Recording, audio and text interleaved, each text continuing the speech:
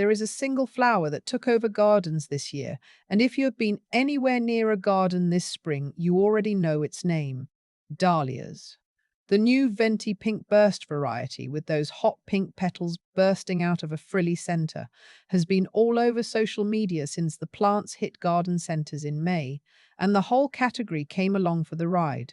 But the part almost nobody is showing you is the quiet piece of math that makes a dahlia the smartest thing you can put in the ground. You buy one tuber this year, just one. And if you handle it right, you will never have to buy another dahlia again. And by the end of one summer, that single tuber will have handed you an armful of flowers a week, right up until the first frost.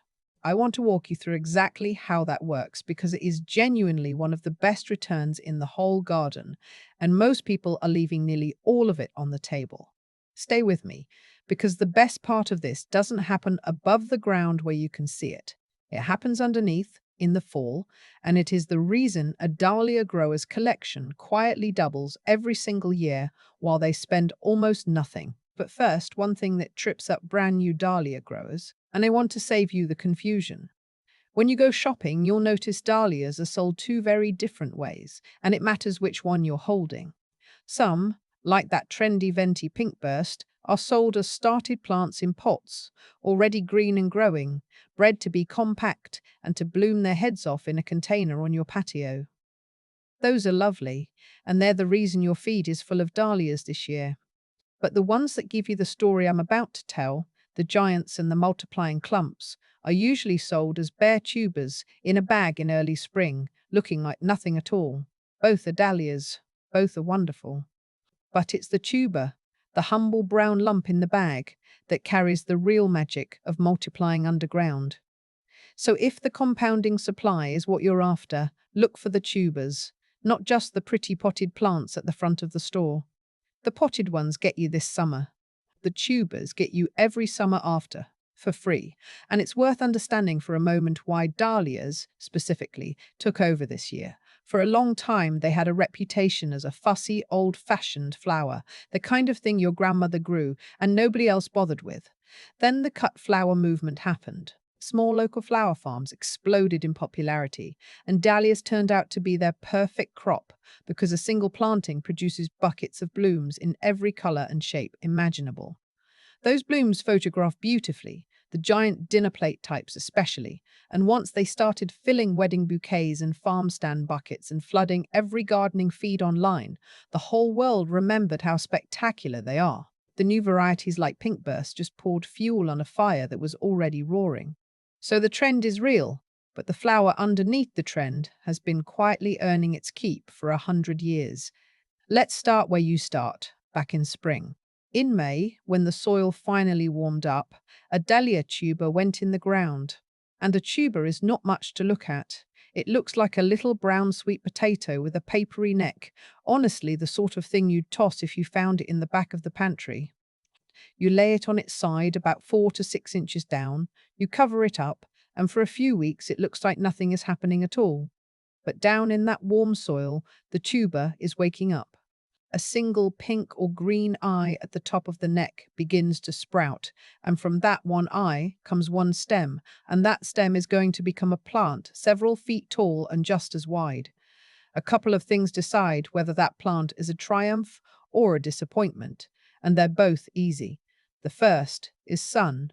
Dahlias want full sun, 6 to 8 hours of it, and they get sulky and floppy and shy about blooming in shade, so give them your brightest spot. The second is drainage, and this is the one that quietly claims more tubers than anything else. A dahlia tuber sitting in cold, soggy, waterlogged soil will simply rot before it ever sprouts. So they want rich soil that drains well, and they want you to wait for warmth. Don't rush them into cold ground in early spring the way you might with peas. A dahlia wants the soil at around 60 degrees, which for most people means mid to late May, once the danger of frost is well past. Plant into warm, well-drained soil in a sunny spot, and you've already done 90% of the job right. One more thing to do at planting time, and it's far easier to do now than to regret later. If you're growing the tall types, and especially the big dinner plate varieties, push a sturdy stake into the ground right next to the tuber the day you plant it. Those giant flowers get heavy, the stems are hollow and surprisingly brittle, and a single summer storm can snap a gorgeous plant right at the base if it isn't supported. Staking a mature dahlia after it's already grown is a fiddly, frustrating job where you're always damaging something. Staking on planting day, when you know exactly where the tuber is, takes 10 seconds and saves you heartbreak in August. Put the stake in first and let the plant grow up alongside it. The trending videos skip the first real trick, and it's the difference between a nice dahlia and a spectacular one. When that young plant is about a foot tall with 3 or 4 sets of leaves, you pinch it. You reach right into the center, find the main growing tip, and you snip it out. And I know, it feels wrong to cut the leader off a plant you are trying to grow. But that single pinch tells the plant to stop shooting straight up and start branching sideways instead. One stem becomes 4, 6, sometimes 8 strong stems instead of one lonely stalk. And since every one of those stems will carry flowers, you have just multiplied your harvest before the plant is even knee-high. Pinch it once, early. That's the whole trick, and it costs you nothing but the nerve to make the cut. By July, that pinched plant has filled out into a lush green bush, and the buds start coming. Before we get to those buds, one honest warning. Because nobody who sells you a dreamy dahlia photo mentions this part. Slugs and snails adore young dahlia shoots, and earwigs love to chew ragged holes in the petals of open flowers. It's the one genuine frustration of growing them, and it catches new growers off guard when their perfect plant turns up nibbled. The good news is it's manageable. Protect the young shoots early in the season when they're most vulnerable. Keep the area around the plants tidy so pests have fewer places to hide. And once the plant is big and established, a little cosmetic damage on the outer petals barely shows in a full bouquet. Don't let anyone tell you dahlias are effortless. They're not quite. The small amount of vigilance they ask is nothing next to what they give back.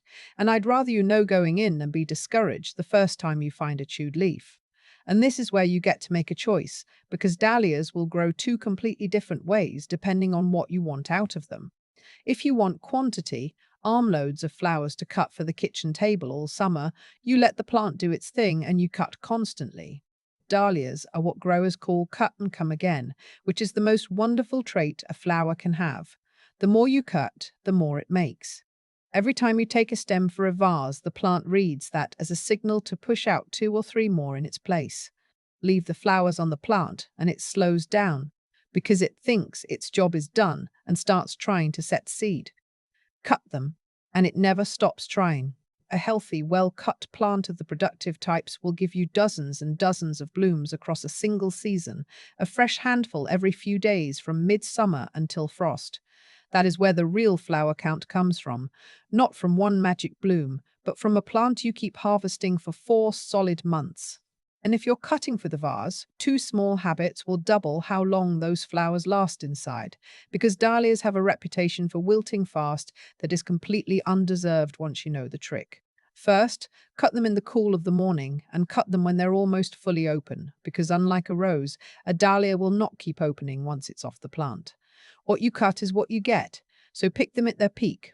Second, get them into cool water immediately. Some growers dip the very ends of the cut stems in hot water for a few seconds, which sounds strange but helps the stem draw water and can genuinely take a dahlia from a sad 2 days in the vase to a cheerful week. Change the water every couple of days, and a jar of dahlias will hold beautifully on your kitchen table while the plant outside is already making its replacements.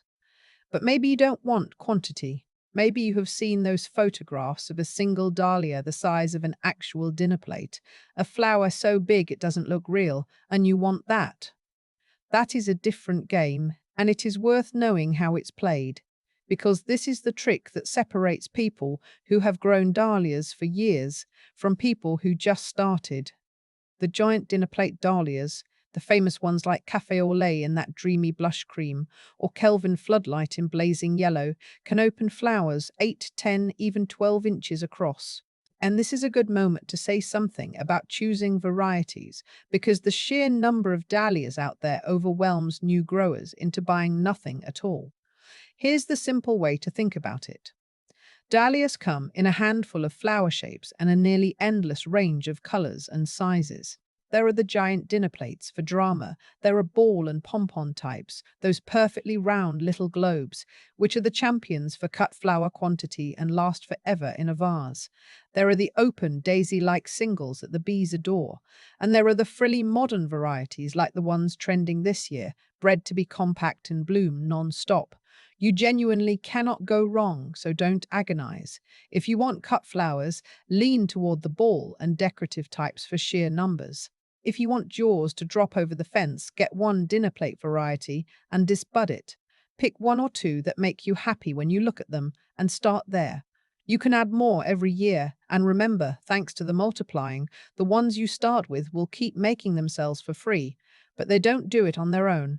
Left alone, the plant spreads its energy across every bud it makes, and you get lots of medium flowers instead of a few enormous ones. The technique that changes everything is called disbudding, and it is almost absurdly simple. Look at the tip of any dahlia stem and you'll usually see a cluster of three buds, a big central one in the middle and a smaller one on each side. Disbudding just means pinching off those two side buds while they are still small and leaving the center one alone. That's it.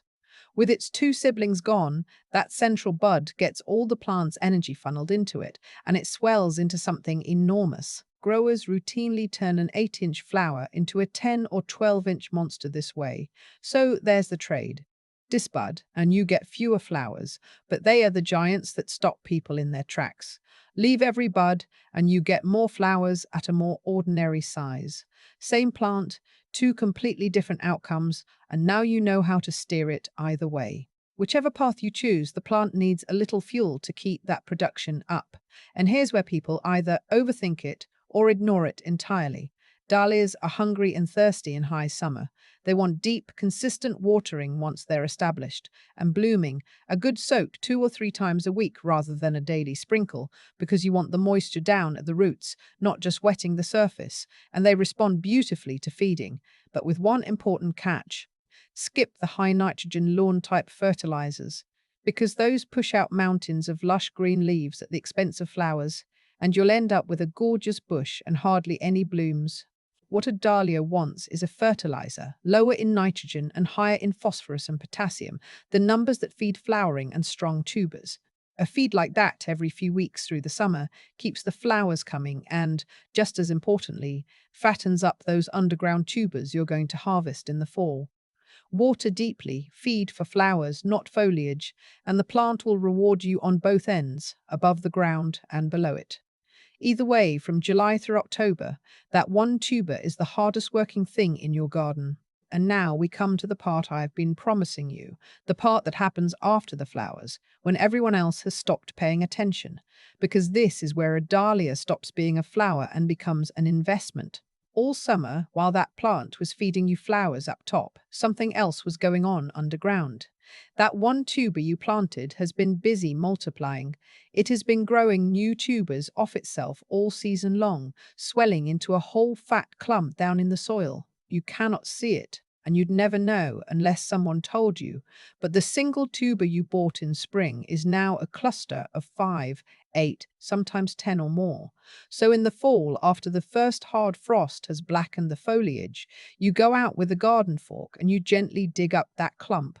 The timing here matters more than people expect, and it's worth getting right. You wait for that first hard frost that turns the leaves black, and then, counterintuitively, most growers wait about another week or two before digging.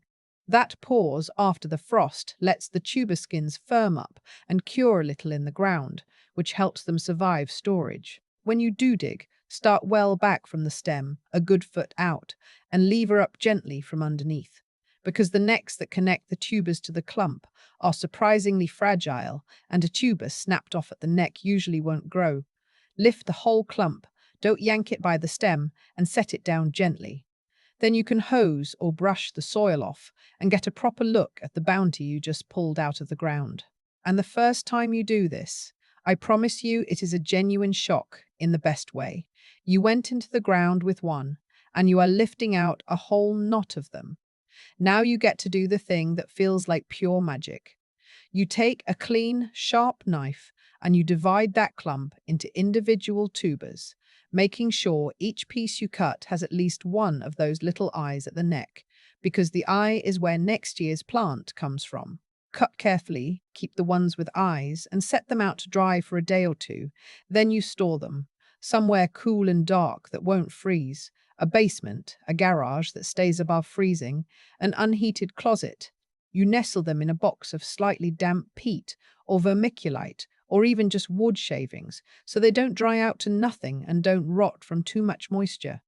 And they sit there quietly all winter long.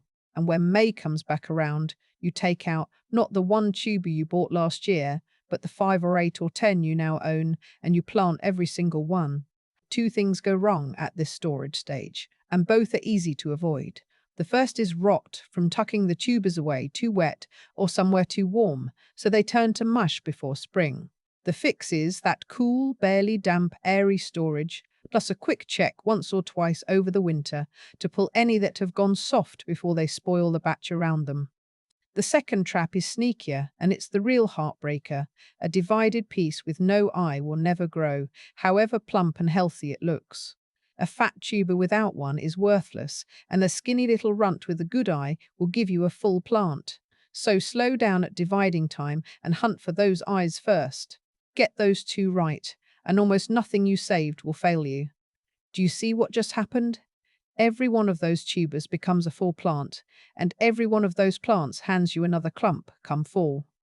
You bought a dahlia once, and from that single purchase you now have a supply that doubles or triples every year on its own for free forever. One tuber becomes a row becomes a border. Within a few years, that first purchase is producing hundreds of stems across your whole garden, enough to cut for yourself, fill the house, and still have bundles left over for every neighbor you have. That is the real answer to how one tuber gives you an endless supply of flowers. Not in one dramatic season, but in the quiet compounding of a plant that keeps making more of itself every year you grow it. Maybe you've heard that dahlias are fussy or tender, and it scared you off. Let me put that to rest. Yes, the tuber itself will not survive a hard freeze in the ground and a cold climate. That's true. But that is exactly why the dig and store cycle exists, and it is the whole reason you get the multiplication in the first place. A gardener up in a cold zone 5 winter, where the ground freezes solid, grows dahlias every bit as successfully as someone down south, simply by lifting the tubers each fall and tucking them away for the winter. The cold isn't a problem you're fighting. It's just the cue that tells you it's time to dig up this year's bounty and set aside next year's. That 12-inch flower absolutely can come back year after year in a place with brutal winters. It just spends the coldest months in a box in your basement instead of out in the frozen ground. So let's put the whole year together, because it's a beautifully simple cycle once you see it as one loop. In May, you plant. When the plant is knee-high, you pinch it once to make it branch. Through the summer, you either cut constantly for endless bouquets, or you disbud for those show-stopping giant blooms, whichever you're after. In fall, after the frost, you dig up the clump, divide it into all its new tubers, and store them somewhere cool and dry. And the following May, you plant every one of them, and the whole thing begins again, bigger than before. Plant, pinch, cut, dig, divide, store, and plant again. That's the entire rhythm of a dahlia grower's year, and once it's turning, it never stops giving.